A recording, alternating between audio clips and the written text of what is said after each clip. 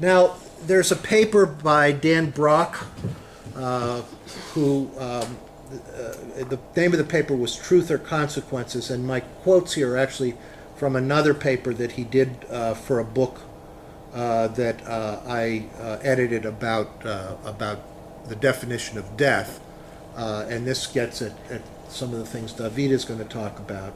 But he says, truth or consequences. Scholars are interested in truth. Politicians are interested in consequences. So he says, academics especially may be too readily prone to insist that in public policy, just as in research or scholarship, we should never deviate from a full and complete account of the truth as best we understand it, with all of its complexities, uncertainties, controversies, and ambiguities. The goals of research and scholarship do and should center on an unqualified and unconstrained search for the truth, wherever it leads and without consequences of that search.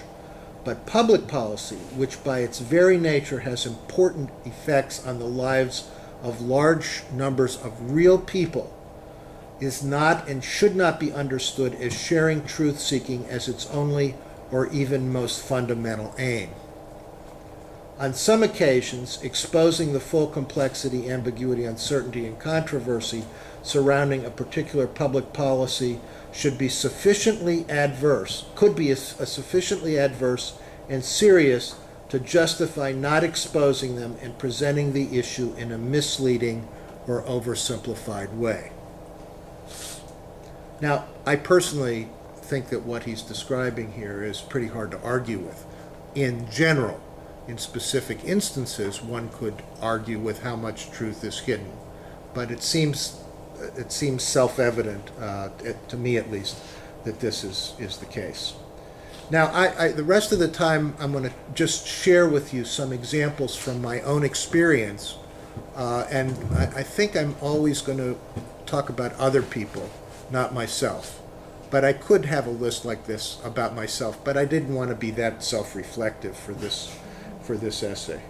So, I was at a conference in Japan last year, and I gave a talk about criticizing Leon Kass, who advocates the wisdom of repugnance as a way of identifying things, whether things are right or wrong. In other words, if you have a visceral response that something is evil, it speaks a truth that we can't articulate. I personally find that we all do it, but I think that that's a very unscholarly and actually dangerous way to identify, at least as a final way to identify whether something's right and wrong. And we can think historically of all kinds of examples of things that made racists, say, very upset viscerally, that we would say, so homophobia and racism are things that people feel very viscerally, and I don't think they identify a moral truth at all. So I gave this talk, and there was a response. There was a formal response to me, and the person who responded criticized me because she had said that when she writes, she's very interested in. I'm trying to think of it. Rights of prisoners and how people are treated in prisons. And that the way people are treated in prisons makes her very upset viscerally. And therefore, her argument was, therefore, we should take these things seriously.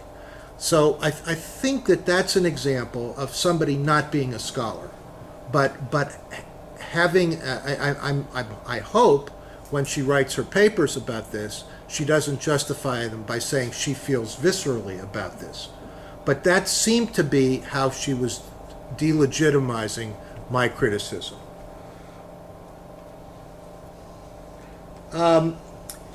David and I have had this experience. If you write about controversial issues, you'll have this experience more than if you don't write about controversial issues. And that is people telling you that you're causing trouble and should be quiet. So David and I and others, and I'm just talking about a subject that I know about because I've written about it, have been critical of the standard definitions of death and how they've been used, not that we are opposed to organ transplantation, but that they've been used to support organ transplantation in an extremely unscholarly way. And in print, we and others who have made these criticisms have been taken to task for causing trouble, and I've been told, hey, you're causing trouble, stop it. And let me give you a very poignant example of this, about the role of scholar and advocate. This happened in Sardinia in April. I was a visiting professor in Sardinia for 2 months, and one of the things they asked me to do was speak at a big conference that they had about organ transplantation. And they knew what I was, it's not like they didn't know what I was going to talk about. They saw my CV, and so they knew what I was going to say. And I gave a very poignant criticism. Well, I shouldn't say poignant. I gave a criticism of the definition of death and how it's been accepted. And I did not realize that in the audience, and actually one of the other speakers who was responding to me was a man who had had a heart transplant. And he was absolutely apoplectic about my talk, because I was saying that the person who he got the organ from wasn't dead, and that somehow this person was killed to give him his organ. And he got up and he shouted at me. He yelled at me. Now, do I blame him? I don't blame him for doing that. He wasn't trying to be a scholar. He was living his life.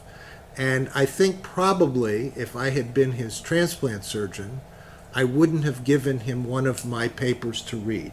I would have acted more like a politician. That is, I had a goal in mind that I wanted to achieve, and there was really, unless he asked me about it and was concerned, there was no need to give him this information. And there was really no need for me to say this in front of this man, because he wasn't there as a scholar.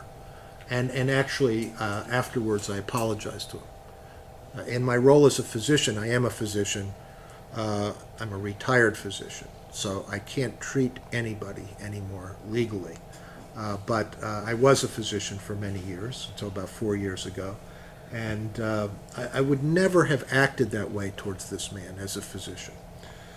Now, I do know, very difficult for me to put this in an article because it's very difficult to document. I do know that my articles and other people's articles have been rejected because they cause trouble. Reviewers or even journal editors are part of the body politic, and generally people don't like waves. They don't like things to be upset. On the other hand, some editors kind of do like things to be upset, and we probably know which journals are more receptive to that than others. But I also have had people, they didn't say it about me, but they said it about somebody else, saying, you know, I called the editor of the New England Journal and I told him, don't publish from that person. That person is causing trouble with organ transplantation. So I don't think that person was acting as a scholar. And in fact, when he said that to me, I said, you know, you're a bioethics politician. You're not a scholar. And he said, what? How can you say that about me? I said, that's okay.